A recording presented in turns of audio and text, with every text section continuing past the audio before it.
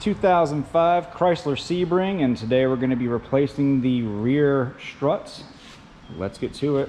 First step, you're going to want to come over to, well, I guess either your driver or your passenger side, depending on your preference. And you're going to want to climb into the back seat.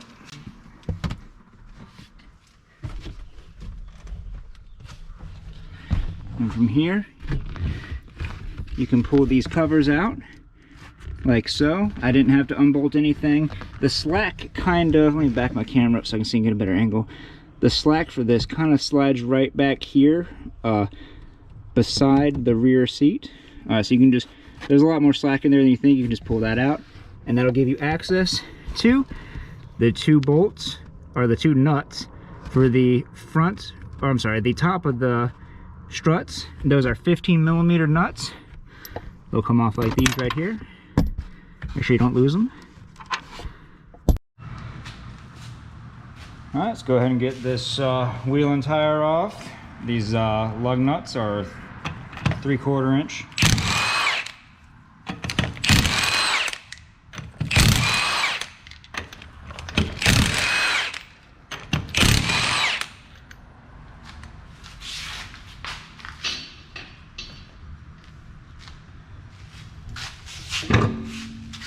All right, with the tire off, we can see right here and on the other side here, there's some little push tabs that hold the wheel lining to the strut. Once you got them pulled down a little bit, you can sneak some needle nose pliers inside of there and pry them out the rest of the way.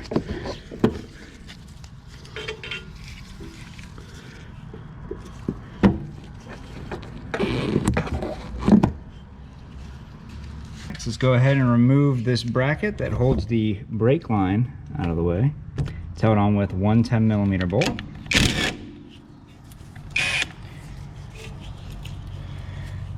And you just got to undo that little hook right there. And it is separated from the strut. And for the lower strut bolt, it is a 15mm. Now the other side is held on by a nut, so I'm probably just going to go ahead and get an adjustable wrench and put it down on this side.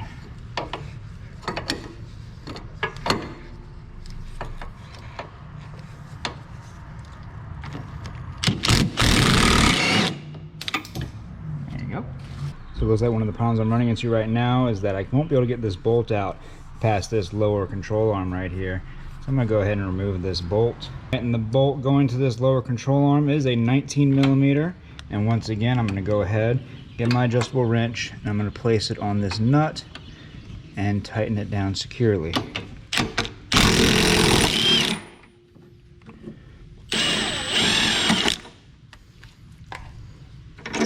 Go ahead,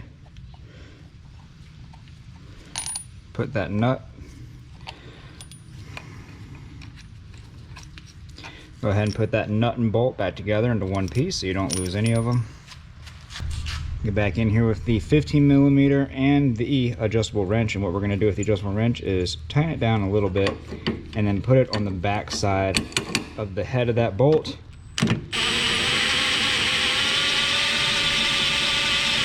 And apply pressure until it comes out.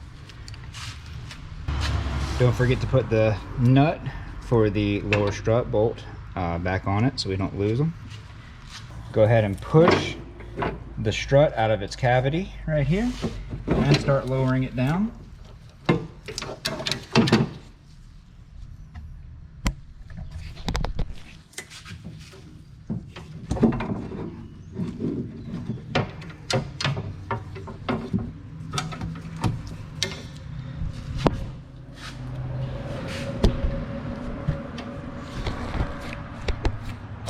Once the top of the strut is cleared, we're going to go ahead and start leaning it towards us. Towards you, I guess.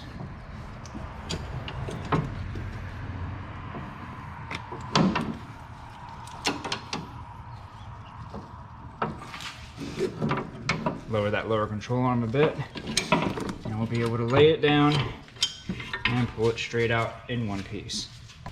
All right, and that's pretty much all there is to removing the rear struts on this 2005 Chrysler Sebring Convertible.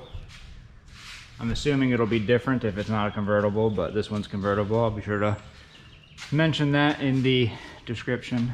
So this video helped you out, leave a like. Don't forget to subscribe, and we will see you next time.